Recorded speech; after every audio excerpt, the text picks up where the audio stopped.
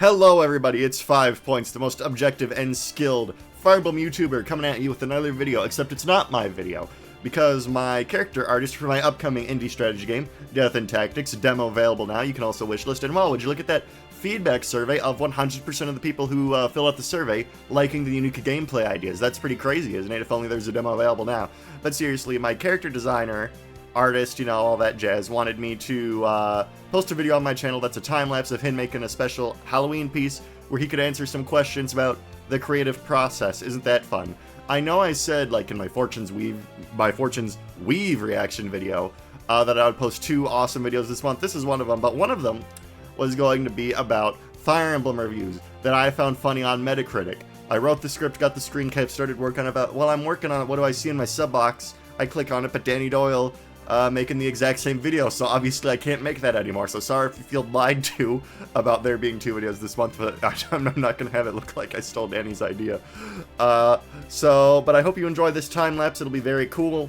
I love the Halloween piece while he answers some questions I asked, and some questions the 5 Points Discord, which is linked in all my video descriptions, asked him to. I'm not really gonna shill it, we mostly just talk about Deltarune there. If that sounds funny to you, whatever. Onto the time-lapse, woo! Question 1. Most of the time I just send you basic ideas through text or, at best, crude paint drawings. How do you fill in the gaps to create a complete character design? For example, one of my favorite designs in characters at the moment is Cleo. When I sent you the basic traits for Cleo, a girl who plays with her hair to stimulate herself and avoids eye contact because she's autistic, some of the ideas of what she would look like in my head were different from how she turned out, like making her be of African descent. So there were a few things for this project in particular that I tried to use as a starting point. Usually, the text describing a character gave good information on where to start from. In some instances, as mentioned, there would be photoshopped images. In most others, for a lot of the cast, there were template SRPG Studio placeholder portraits. I tended not to hold the designs to those portraits, but they were another example of reference I could have. Cleo was the first of her siblings to be worked on, and her palette was developed first with the other two's following suit. There wasn't a given skin tone for the character when I did the coloring, but the template portrait was a white female archer.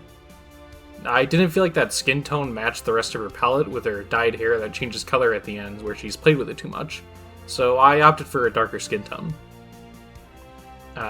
They actually have a dynamic between their palettes where each sibling has a bright colored primary color for their eyes, red, yellow, and blue. Benjamin wears dark clothing, Lucy wears lighter colors, and Cleo has her colored hair. I tend to work in dynamics such as these for character palettes when I can. Characters who have dynamics with each other will usually have some shared and contrasting elements. Families will have unifying elements to show their relationship with each other, but with traits that keep them unique from each other. Question 2. Some of the ideas I've had for characters are rather bizarre compared to your typical RPG adventure, like who's a cyborg with a split-open head and is missing his bottom half, or Tess, a mutant who's infused with armadillo DNA, but her skin didn't fit her reformed skull, causing it to tear.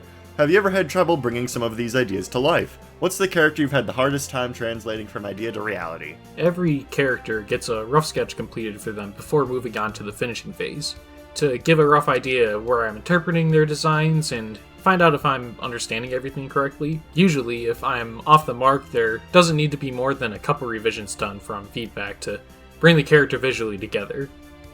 Things such as Tess initially having a less visible amount of scarring and stretching for a mutation. Lily's eye went through multiple revisions. Even in a few cases, completely redrawing the character from square one to convey their appearance better, such as for Christine. But the 2 characters I can recall having the most trouble with would be Reginald and Funny Fella. So Reginald immediately presented the problem that I had never drawn an orangutan in my life before.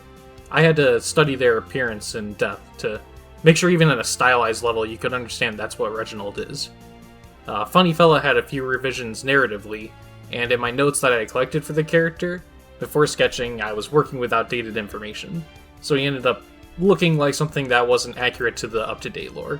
But even after getting up-to-date on that, he's still a freaky little guy.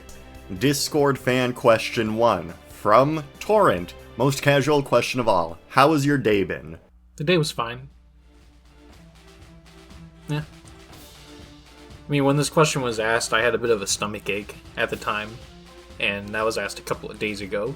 Now it's 10:22, and I don't really know how I'm going to feel once the actual video for this is going to be going out, but hopefully I'm fine then too. Discord fan question 2 from Dumpster. What is your favorite way to make eggs? So I like to make eggs over easy. I usually, if I'm going to have eggs, I'm going to have toast, and I like to have sausage or bacon. If I'm making it just out of my house, though, then I'm just going to have sausage cooked in the microwave. But the eggs themselves, I'm going to make sure that they're done over easy, seasoned with salt and pepper, and make sure that they're cooked enough that they're good, and that they also are still runny with the yolk. Question 3. Many ideas have had to be old yellered throughout the development process. Originally, Daisy would have had a number and a barcode-type symbol on her forehead to indicate that she was an experiment that someone believed to be their property. However, we ended up changing this to the more comical thumbs-up logo as to not draw connections to 1940s Germany. As an artist, where do you draw the line in the sand? What's too far? How do you decide? How do you tell a client that something is stupid? I try my best to think of how the art I am creating might affect other people positively or negatively. It's good for art to challenge the status quo and its audience, but I also value knowing your tone and keeping that in check. There's a lot of very real evils in the world, and some of those I am comfortable with tackling in my work. I feel that they are not out of place within it. Some others, however, if I am not, I make that abundantly clear from the outset. You have to be willing to put your foot down sometimes, even as an artist, even when you need work. All the same, I also bear in mind that narratively, Death and Tactics is not my own work. While there are some subjects that will be relevant within the game which I might not want to use in my own creations, I find many of them to be important and more than willing to provide my work and help convey them as much as possible. We're currently existing in a world where art that has ideas that challenge their audiences are being blocked from financial support and written off as taboo. I guess my main point is that you have to be allowed to decide which of these things are too far or stupid, because nobody else should. Question 4. As an artist, throughout the development process, you've faced critiques. For example, at one point, the way you drew Lily's missing eye was harshly criticized. However, you've also made great strides in improving your work, with many characters seeing design revisions to make them the best they can be. How do you properly incorporate criticisms into your work without getting your feelings hurt too much? So I have a lot of experience with critiques for my college work. I graduated from Alfred State's digital media and animation program. Like many people who have worked through school, I met many people, in my case other artists, who would work on animation and art projects with a critique near the end to discuss the work, talk about what they like about it, decide what could be improved, and so on. There's a lot of nuance to that, and while some people in the program struggled with criticism of their work, I tended not to. At least I felt like I didn't. It was a little shocking then for me, not that people had critiques of my artwork from both previous demos, but how much of an emotional toll it took on me at times. This isn't the fault of anyone, of course. I'm just not immune to criticism, and I shouldn't be. Now, I don't make things to never have feedback.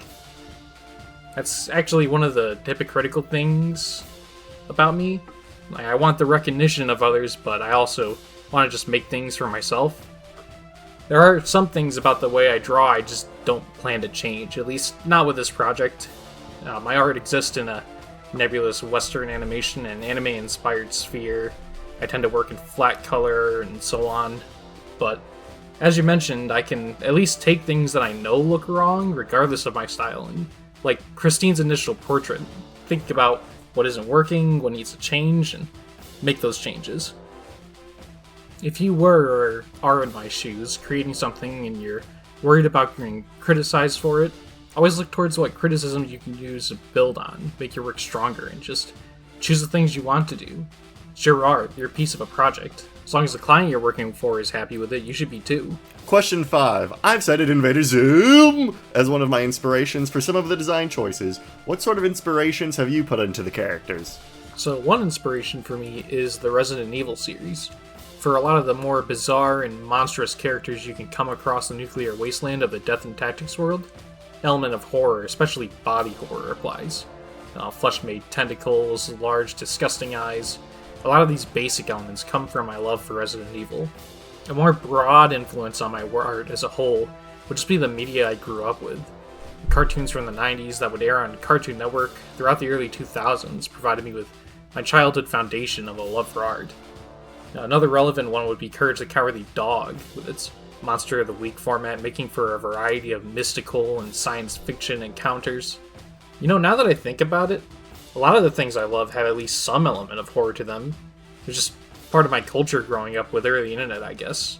Things like cryptids and creepypasta, things that would be shared online with an air of mystery. It all informs the work I make. Discord fan question 3, asked by Maxia Jew. If we were to go to Denny's together, what would you order? I used to have a Denny's by me. Then I took it. I liked it a lot, too.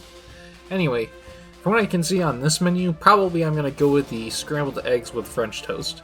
If I'm going to go to something like Denny's, I'm going to get breakfast items, even if it's lunch or brunch. So I would hope that they would be serving that most of the day. Discord fan question number 4, asked by Starlight Sylvain.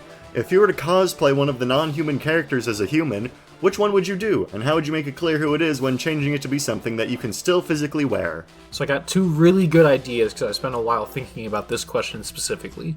The first idea is to do Davy, because there's no shortage around Halloween time of things that are related to skeletons. I'm sure I could find something that I could wear on my head that's like a skull, and then the part that gets fun with doing that costume, because most of his body's just a regular skeleton. But for the camera lens I think I could probably try to seek out if I could find some kind of old, either fit camera or a old broken camera lens, something just super duper cheap that I can then attach to if I were to get like a skeleton mask costume, try to put that into the eye spot there, and then just try to get a bunch of really old, just useless wires, put them all over the body of the costume and everything. I think Davey would be a really good idea for someone that you can do that's not a human, but he's basically an undead guy. Now for a different character that if you wanted to do, who also isn't human, there's Mr. Miracle, and he's sort of like a blob of disgusting flesh, vaguely in the shape of a Macho Man. So you don't really need to, if you're gonna do it as a costume, deviate too far from a standard Macho Man costume, but you're definitely gonna need some extra makeup to add the fake eyes all over the body, try to generally make yourself look even more off-putting, and also make sure you get his signature blue cowboy hat. Question 6. If someone's making a ROM hack or just their own project in general, they might think it's a daunting task to design their own cast of characters. How do you stay driven to complete so many designs? My best advice? Work collaboratively. Have someone you can communicate with. Like, the characters are 5 points, but it allows for a lot of creative freedom, as previously mentioned, for the exact details. It's a lot easier to work through designing something when you have someone else you can bounce your thoughts off of. Also lets you get a good, close perspective to help develop your ideas from. Another thing that helps is to keep the variety up in your characters. It gets a lot less boring to make so many characters if you can be making something different each time. Just take things one character at a time, too. I tend to only make one character sketch a day. I don't really have the personal time to do more than that. Last thing I'll mention is to make milestones for yourself. I wanted to complete all of the playable character roster art this summer for gameplay purposes. Things like their happy expressions or their sad expressions depending on the combat situation. Now there's only a few playable characters who have extra expressions left to do. So if you work on those smaller goals, building up to the biggest goal of completing your work, it'll make things feel like it's going at a proper pace. Discord fan question 5 from King of Only. Which characters could you beat in a fight? So I think the answer might be none, or maybe like 1 or 2 depending on the exact scenario, but most of them are just gonna kick my ass. I mean, like, there's Reginald, and Reginald is a whole ass orangutan. I'm not gonna be able to do anything. Like some of the characters that I could maybe win against, like Lily, who can't typically fight, I wouldn't really want to fight, but maybe I could and win. And then the one character that I think I could win situationally against is maybe Davy, but it's super duper situational because Davy's got this whole sneak mechanic. He's so fucking sneaky. Ugh! He would sneak up on me and he would kill me instantly. But if I got him first, then maybe it'd be okay. That's a big if. The final question, question 7. As someone with an art degree, someone who's been working on character designs for 2 years now, and someone who works with 3D animation, do you have any advice or anything else to say to people who are interested in such things? Pace yourself. There's no sense in trying to rush out a project. If you have a few character ideas, start from there. I'll use some of my personal projects for example. So, I have an animated series I want to produce as a full series someday called Gladiators. I've had some of its characters in my mind since I was in high school, and I love those characters. I knew I had more than 5 characters I wanted to make for it, but I spent a lot of time with just those few. So I flesh out what you do have in your mind, and the other characters you might just have a rough idea of. Let them simmer while you cook the characters you know better. And once you're done with them, hit a roadblock in your mind, whatever step you're on. If you get more ideas for those other characters, start pursuing those. If you hit a roadblock on everyone all at once, make something smaller for a bit. When I wasn't sure what to do next for Gladiators, I pivoted and made Paya, a story which world remains unexplored further than just 2 real characters. After Paya, I went back to Gladiators refreshed, and the roster ballooned from just about 12 or so characters I had a rough idea of who they were before Paya, to 24. If you find you can't bring yourself to start a new project in one style, then start a new one in another. I had a wall after school with 2D projects, so I made a short 3D one instead. The point being, you have to be adaptive to your own fatigue and art block, and that's something you unfortunately can't evaluate until you start. So, start! And if you don't finish, at least you started. You can always come back later. You can fight burnout by working around it in this way. Sometimes it still wins, and you need to just pause and catch your breath. Happens to me all the time while I work a full-time job. But you can try to combat it this way. And there you have it, folks. Those are all the questions that were asked to Priam, the main character designer and character artist for my upcoming indie strategy game, Death and Tactics. Yeah, I hope you enjoyed it. There were some, I liked the answers. No, I thought it was a nice interview. Do you think I should do more interviews with people? Do you think I should hunt down Fargast and torture him and, like, ask him why he thinks Parry's bad? I don't know. These are possibilities for the future. Maybe I shouldn't threaten Fargast at the end of my YouTube video promoting my game that I will probably ask him to play at some point, because you gotta shill your project, ladies and gentlemen. You gotta shill your indie game. But this is a lovely Halloween piece. I didn't even ask him to make this. He just did this unprompted. Tim the Cardboard Knight there didn't really come up in this interview. You know, we got Cleo, Davy, Daisy, Tanya, all sort of main characters. Well, Cleo's not a main character. She's just like a unit, but Tim's there. Not a medieval setting, you know, no real armor there, so it's made a trash he found around because he likes some medieval stories. Alright, that's all. Happy Halloween. Hope you enjoy this art and this interview. Bye!